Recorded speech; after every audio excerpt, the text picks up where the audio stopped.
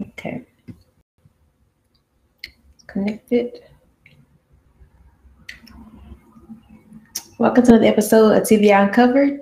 The platform now allows traumatic brain survivors, those with brain injuries, brain conditions, stroke survivors, the wheelchair community, caregivers, and medical professionals, anyone associated with injuries or brain injuries to share their stories, provide resources and tips to those who may be impacted. On today's episode, I have a person, someone coming from London, and he has an amazing story. And I'm so excited for y'all to meet him. So I'm gonna bring him in now.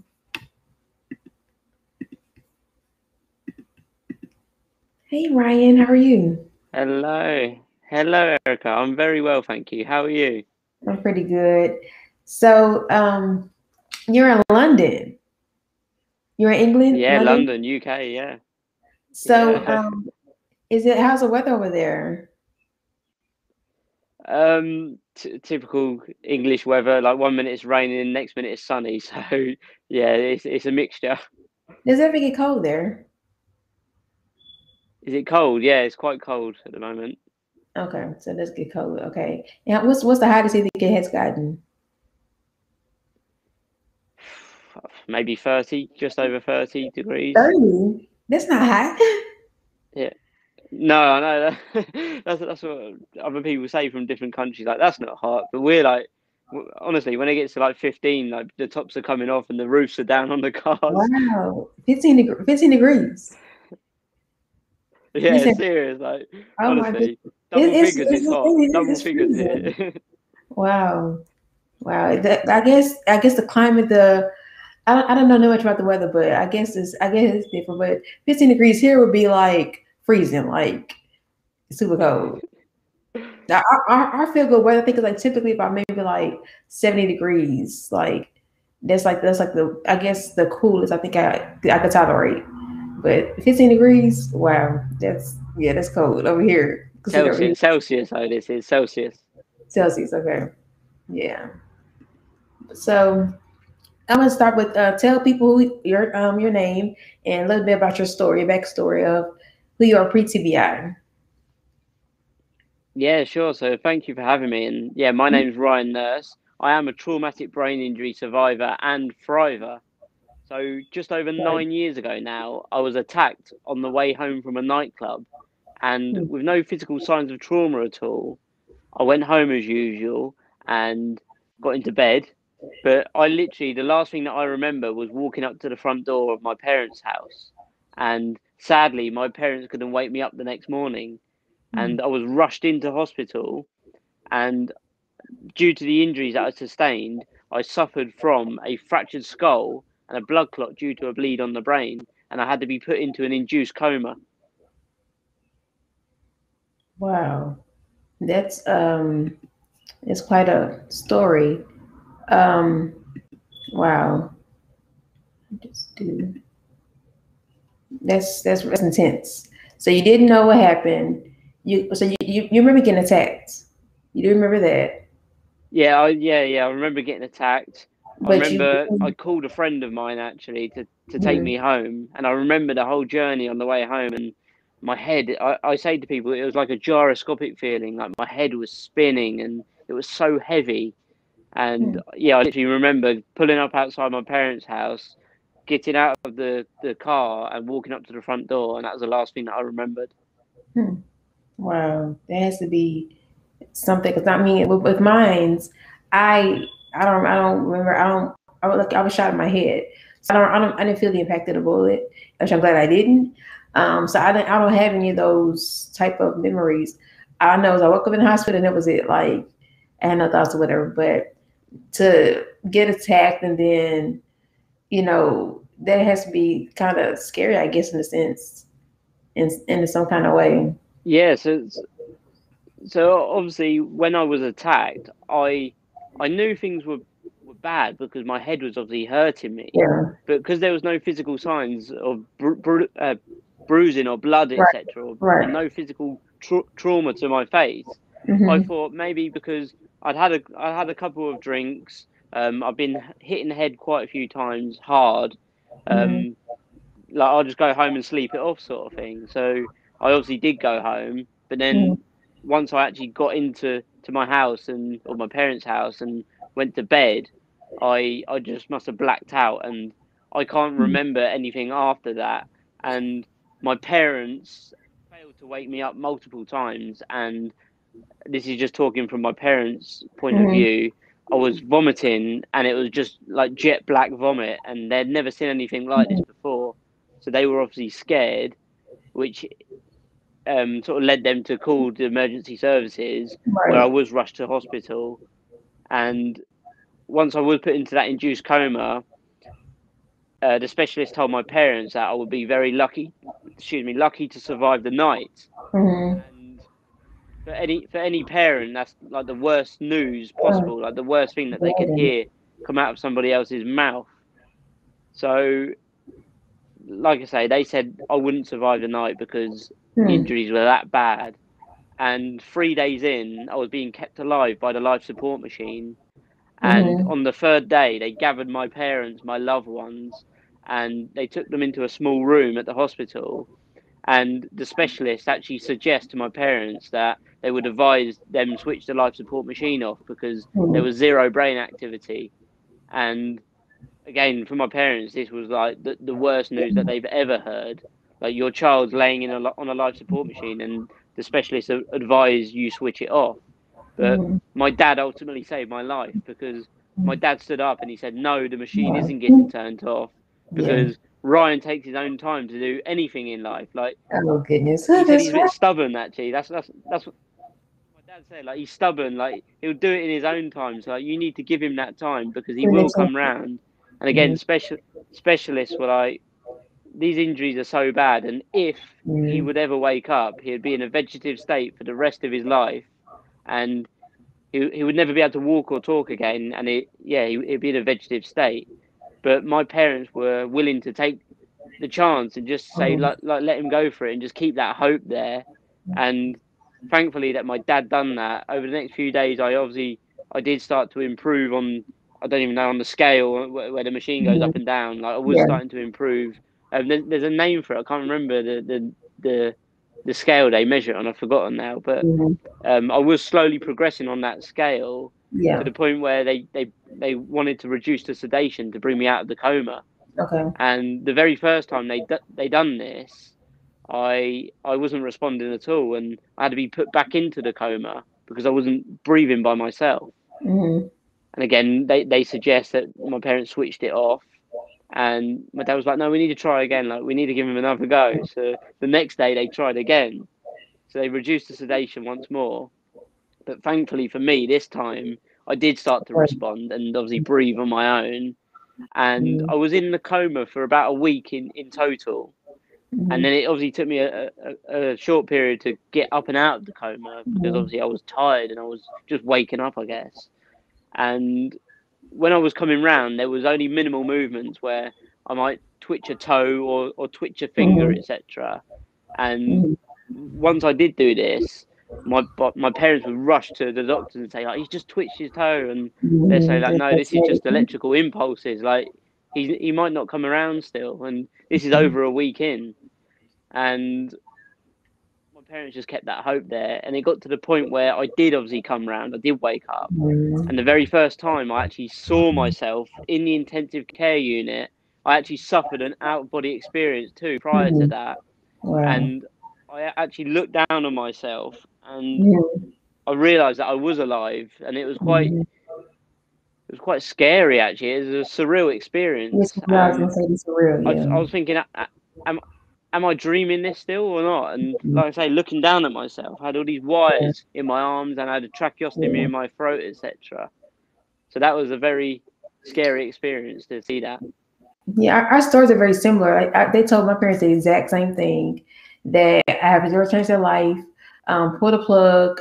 Everything you just said, what they said about you, I've experienced the same thing. Like it's so it was just like nostalgia, just hearing it over again. Like I feel like we're twinsies. Like, and even our brain injuries are different. It's just it's one and the same because we went through the same type of things. Both were in a coma. My coma lasted a month and a half.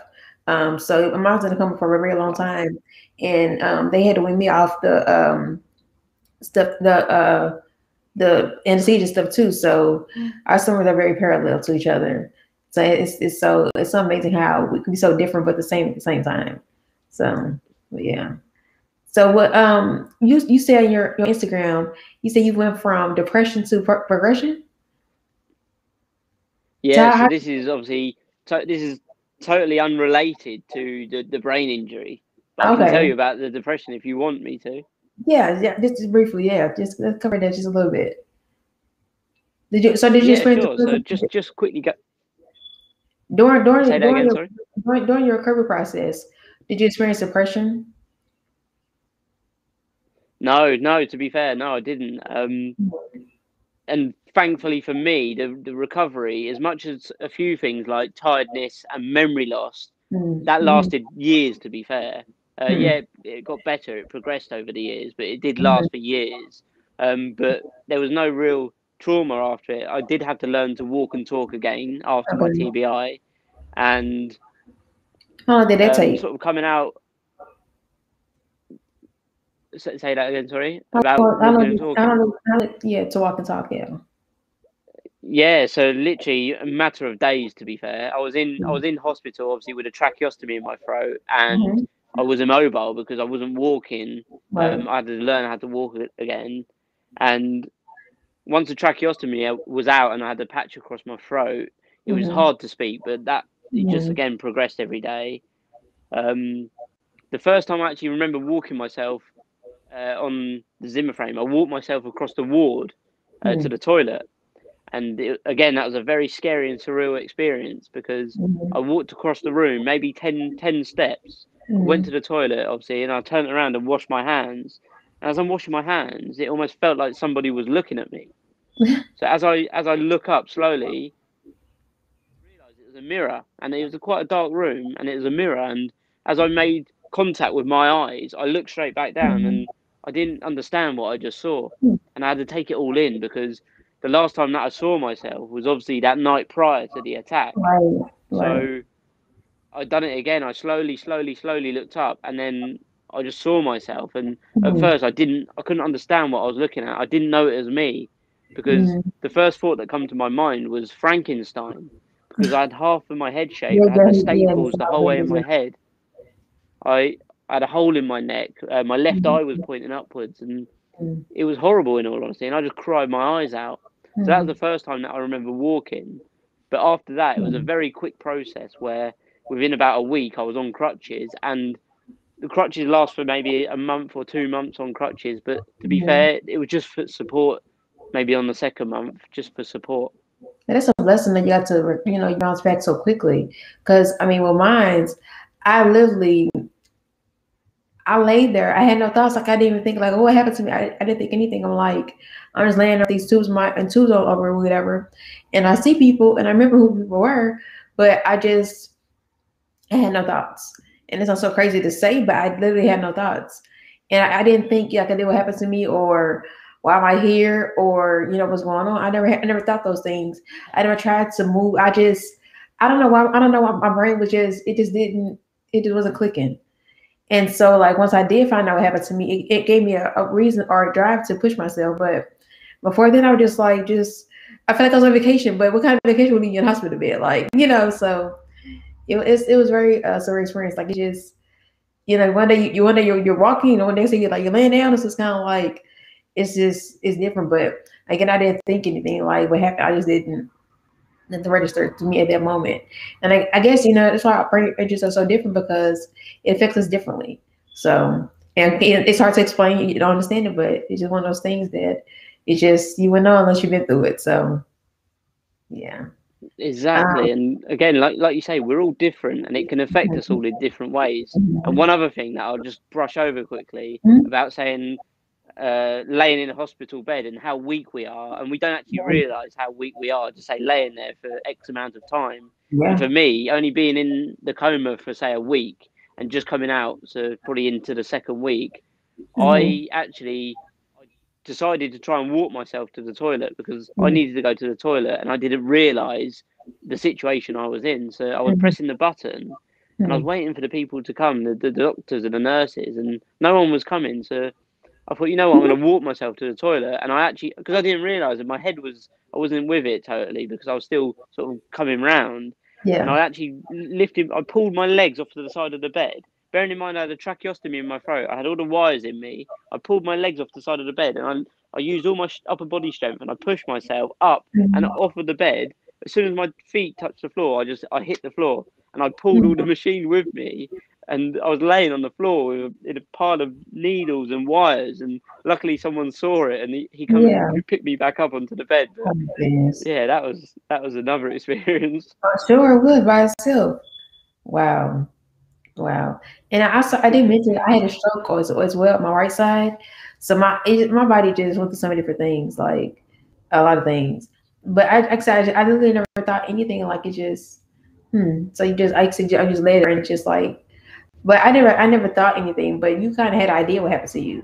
I had zero idea. Like I didn't know anything. Like I was just like you ever seen the movie I don't know if it's concussion or you ever seen a movie called The Unknown?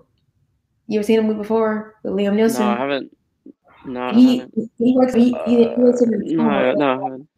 Yeah, and it's very weird, but I can relate to it so much because like yeah, I can remember like he didn't know what happened. Like it was just so yeah, but it's just your brain. I don't know what clicks in your brain. I don't know. Like it's hard to explain. Like I don't know. The brain is so complex. There's nothing um you can really say much about it because yeah, see, we are different. Our bodies react differently to things, and we all heal differently. So it's just amazing how our bodies are so different and our brain acts so differently.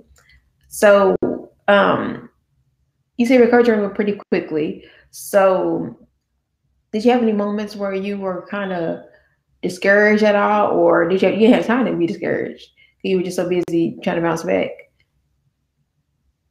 Yeah, no. So to be fair, no, there wasn't any times. And Mm-hmm. again, it was just being happy that I was alive. To be fair, because Yeah.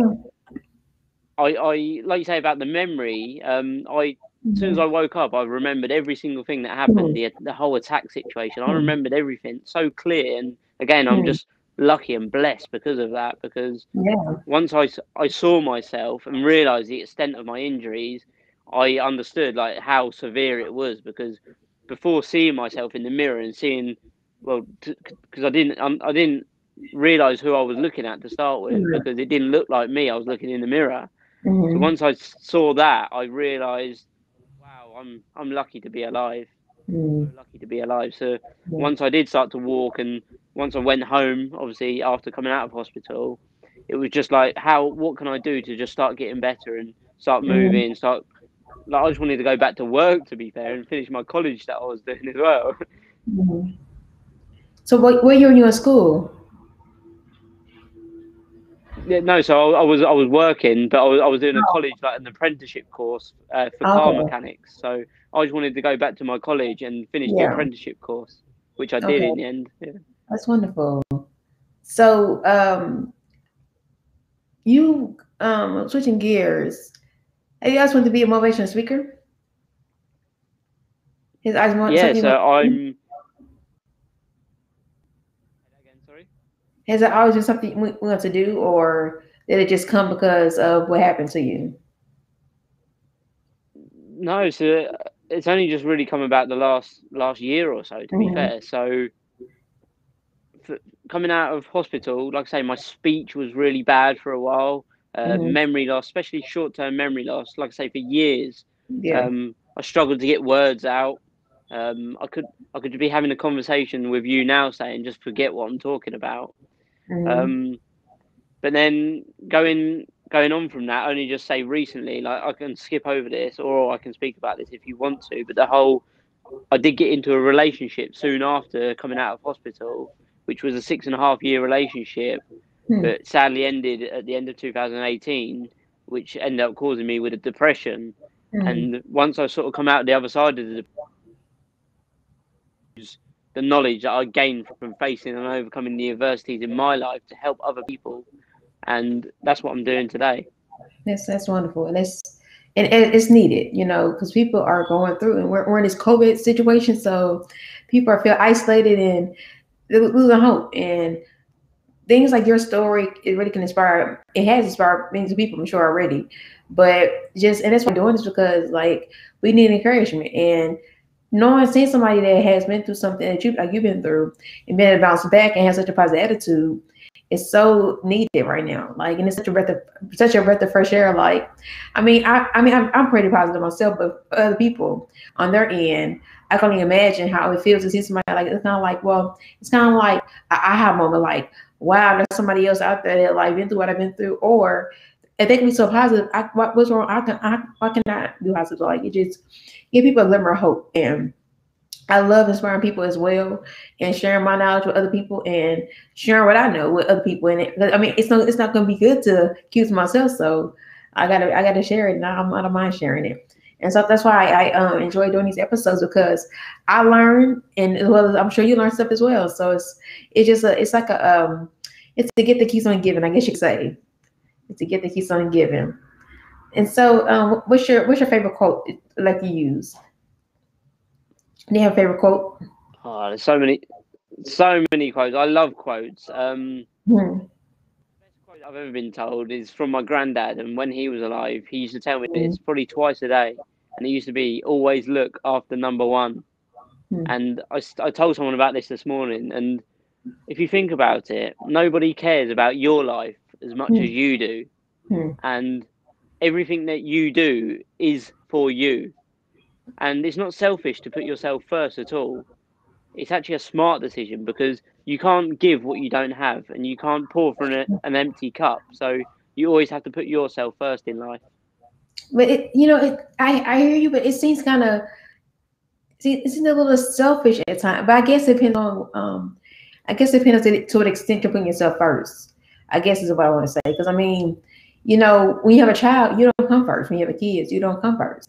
So I think it depends on like the situation or the circumstance that you're in of putting yourself first. So I Yeah, guess no, it's like I a twofold kind of thing. So I guess yeah, it's I love like you say that, because I love to just explain more, because so many people say, yeah. "Oh, it is selfish."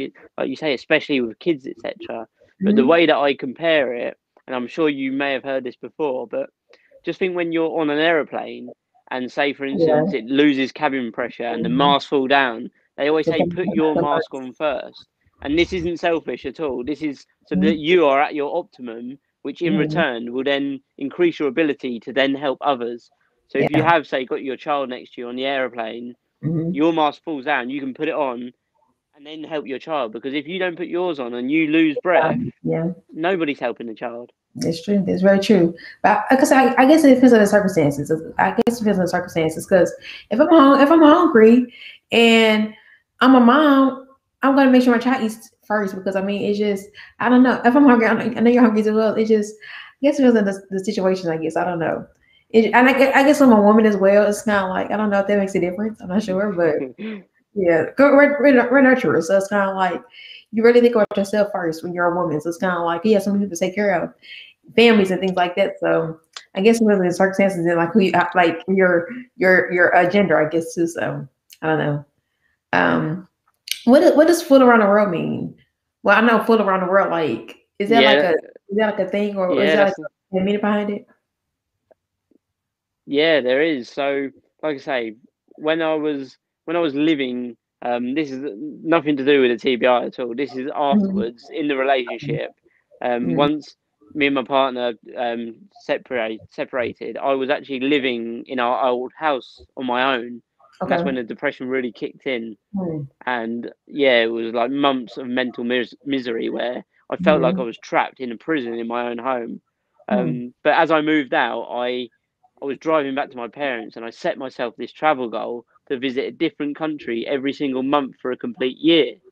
So that weekend, I thought I'm going to go out to like a local pub, bar, restaurant, whatever you want to call it, and Mhm. just see like who's about, because I hadn't been back to that area for like 6 7 years. Mhm. So I didn't want to go back into the old routines and the old habits of going out, say partying and all that stuff. But I just wanted to Mhm. show my face and just to see if I could bump into anyone from school, Right. which I did. And I met a group of guys that I knew from school. Some of them were friends, and some of them were just people that I knew. And Mm-hmm. they said, "Oh, what's going on? Like you've sold your house and you split up with your ex partner and stuff like that." And I was like, "Yeah, but I've set myself this travel goal to visit a different country every month for a year." And some of them were like, "Oh my God, amazing!" And other Yeah. people were like, "Really? Like, is he gonna do that?" And this one guy, obviously drunk, just out of nowhere said, "How is a fool with a head like yours going to travel the world on his own?"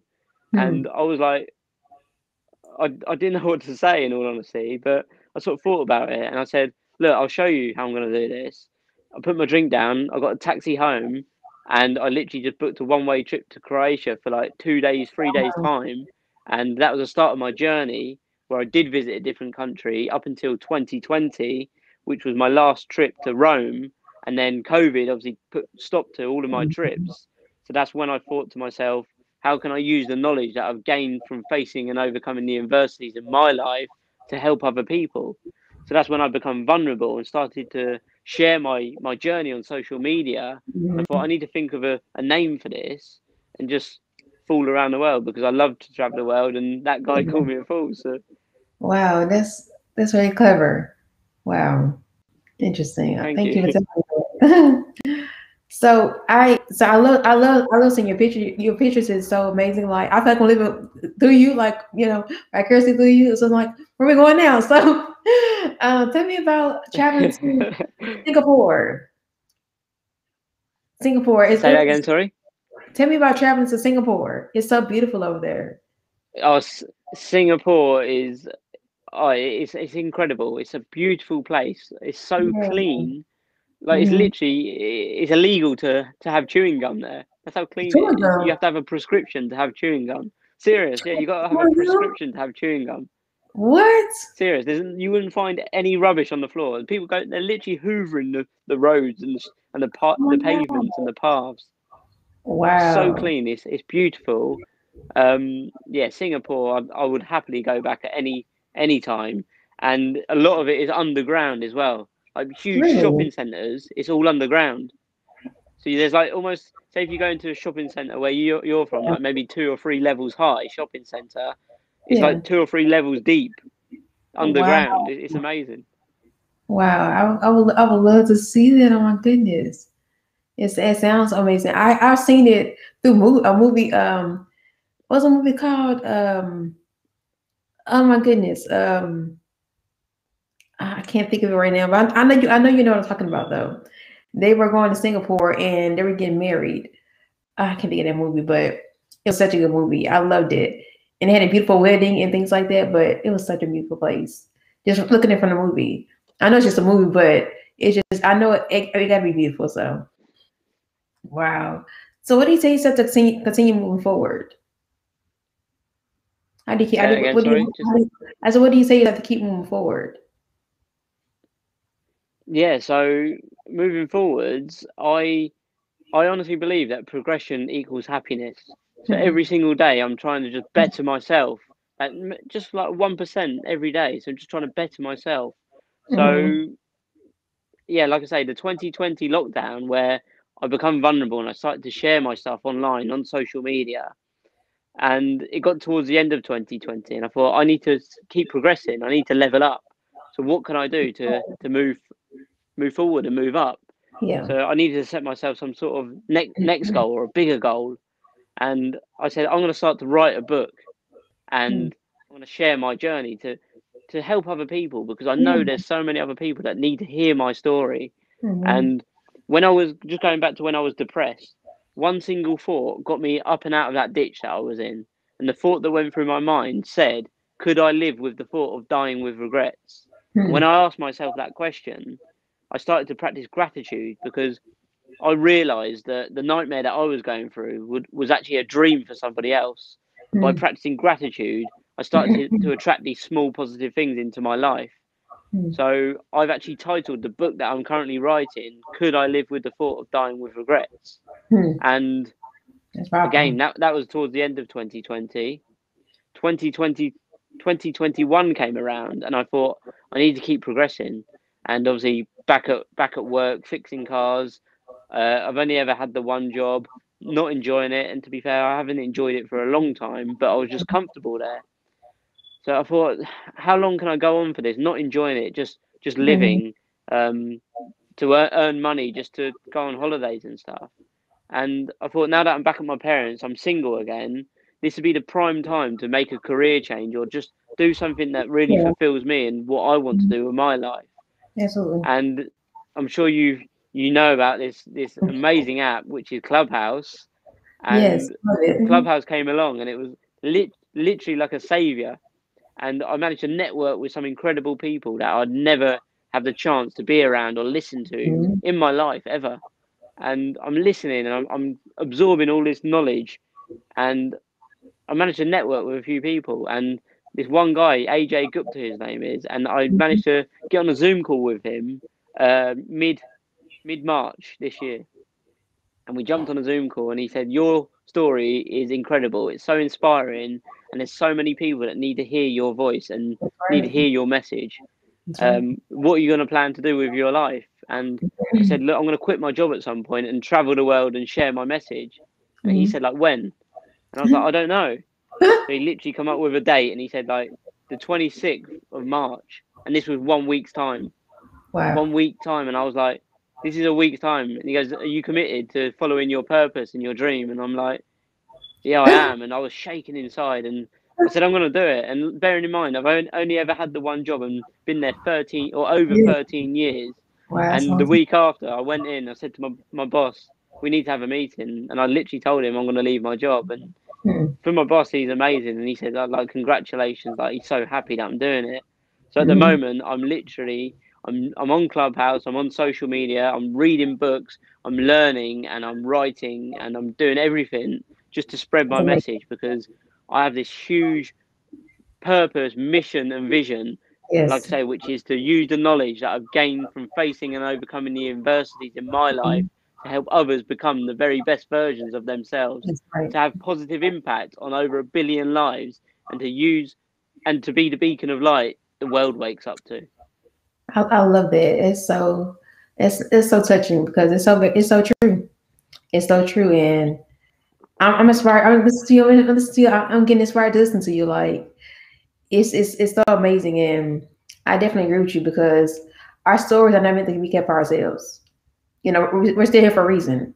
God gave us a second chance, and we gotta do something with it, and help change people's lives and impact them and keep them encouraged. Because, like I said, it's a lot of discouraged people today. It's a lot of people, and for us, people like us, who've been through so many different things, how I would keep a smile on our face, how we keep on moving forward. It's like, but what are you doing? I'm not doing like it keep people hope and stuff. So I love that you said that, and you're amazing, Ryan, and I appreciate that. And you sure what you said.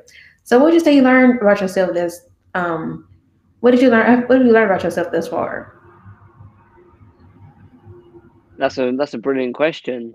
So I just learned about myself, how amazing I really am, to be fair, and the Yeah. things that I've managed to overcome. And I know Yeah. it might sound big headed to people, but this is me. And I just look at my life and think, I've been, excuse my language, but I've been through some shit and I've overcome it. And Mhm. if I can do it, that surely means anybody can. So I just want to send a message out to people, like, go out there and live your best life. If you're going through a tough time, whatever difficulty you're going through, just know there is a better life out there. And I honestly believe adversity can quite often turn out to be a blessing in disguise. Because from my own experience, I've found that adversity is the prerequisite to growth, success, and true happiness. And I believe hidden at the very core of adversity is the key to progression and lifelong happiness. It isn't going to be easy to find this key, but once you have obtained it, it will unlock the barrier to your next level of life. Yes, I definitely agree. I definitely agree with you. I 100% like I couldn't say it better myself. Like it's just people always ask you like how do you keep going forward? I had no choice but to. Like we're gonna stop. Like no, you don't. It's like the thing about stopping now be like ludicrous to me. Like it doesn't make any sense. It doesn't make any zero sense. Like why would I stop if we've been through so many different things. Those so much. Like and when did your injury happen? What year did it happen? What year? Mine was towards the end of 2000. Yeah, towards the end of 2011. Okay, so about 10 years, almost 10 years. Coming up, yeah, coming up. It'll be 10 Almost years 10 this years. year. Yeah, so and look how far you come. Look how far you come. Like just look at you. Like it's so amazing. It's so wonderful. So what do you want other people to know about TBIs? Just how they can impact people, because again, this is just going from my experience. Hmm. For me, being in that on a life support machine in a coma, being told that I wouldn't survive, to then coming out, and again, for me, I'm so grateful and so thankful that the impact of me is so severe, but I managed to overcome it. I don't know who was looking over me, but someone was looking Hmm. over me. Yeah, And absolutely. as soon as I came out, people just saw me walking and talking again, and they just thought I was fixed, but I really wasn't fixed. So just people that have suffered from TBIs, Mhm. and if you know about it, just make sure they are really okay, because there's a lot that goes on in the mind too that people can't see, and just because they're walking and talking and even smiling doesn't Yes, mean it they're okay. And is. this goes for anything, whether this is TBI or even mental health issues at all. So that's what I could say. Like, so many people thought I was just fixed, as to say, just Yeah. because I was out of hospital again. You look like it. Like you look like you're fine. Yeah, yeah, Yeah. exactly, exactly. It's so interesting. So what would you would you so what's next for you? What's next for Ryan Full Around the World? Yeah, and so next for me, so that's a brilliant question. So, like I say, I'm currently writing the book. I want to have it um ready to get out to publish by the end of this year, because then that Okay. will be the 10th year anniversary, and I think that'd be really special. Yeah, it So would for be. me, is the book. I'm currently learning how, starting to learn how to be a life coach. Okay. I'm practicing to do keynote speaking, because that's what I love to do, keynote speaking. Yeah. And yeah, so many things. Like, I want to travel the world still. Like, everyone says, because I love to travel the world, like, what countries do I want to go to? But I literally want to go to every single country. But Mm, at the minute, it's just listening, learning, supporting, and serving in any way that I can. that's beautiful. That is beautiful. So I've enjoyed having you interviewing you, and again, so many gems that you said, and it's a lot. And I thank you for your time and your knowledge and your ability to overcome and just spreading your message and your story to help other people. That's very something very special. So tell people how they can follow you and where they can find you at. If they have questions or want to be your friend or whatever, where can they follow you at?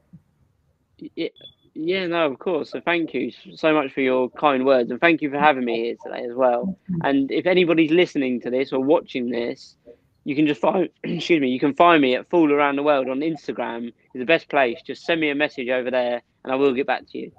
So are you on Facebook as well or just Instagram? I am on Facebook, but to be fair, I don't use it. So I Okay. mean, you could go on there, but there's not Yeah. you're not really going to get much on there. So yeah, Yeah. Instagram, send me a DM, and I'll be happy to get back to you. Okay. Well, I appreciate that. I appreciate you all watching. But thank you again, Ryan, for your time, and you have a good rest of your day. And thank you. And continue doing great things. Spreading Yeah, your message. thank you, and you too. Just a Thank big you. congratulations to you for how far you've come too. And Thank you. one final question to you, if I can. Yeah. Go ahead. Go ahead. You got time. What is your favorite quote and Oh, why? oh my goodness. I love words. I'm big on words. So I actually have it on my desk. It says the first story can be written. Oh no, I'm sorry. The first word can be written. Wait, I gotta look at it again. Oh, the first sentence can be written until it's written. So meaning you got to start. You got to start, and that helps me with focusing on my book as well. So I have to look at that quote, like what does it say? So I got to start. So that's what it tells me, and that's by Joyce Carol Oates. So I like that quote, and also Amazing. I create a quote myself as well. I say you got to accept what was, and now it is. Accept what was and now it is. So you gotta accept what happened, whatever may be good or bad, adversity, whatever, and now it is. But like where your current state is, because I mean, gotta keep moving forward. Like you said, progression. I'm big on moving forward. I'm an advocate for moving forward, not staying stuck. I'm staying stagnant. I don't believe in that. I'm always I call myself a pusher in a good way. Like, you know, I'm all about encourage people to do better. Like, be your best version of yourself. So keep moving forward. And I don't understand. I don't understand quitting. Like, that doesn't make any sense to me. Like, I don't understand. Like, why can't you do it? Like, what does that mean? I don't understand that. So, but yeah, I'm not stopping until I get back on my feet. I'm still gonna continue doing my therapy and what I got to do for myself. And yeah, so and write my book as well. And I'm also looking to create my documentary. So I'm gonna get that back started up as well. So yeah, that's the next priority. So yeah, Amazing. yeah. Oh, Thank that's you. incredible. I love that. And thank you for sharing that with us. Thank you. So you have a great rest of your day, and I'll talk. Well, I'll talk with you soon, and I appreciate your conversation. Thank you. And thank you for everybody that's going to listen to this and watch this. Yes, And yeah, thank you. Have a great weekend and we'll catch up soon. yes. Thank you. Have a good one. Bye bye.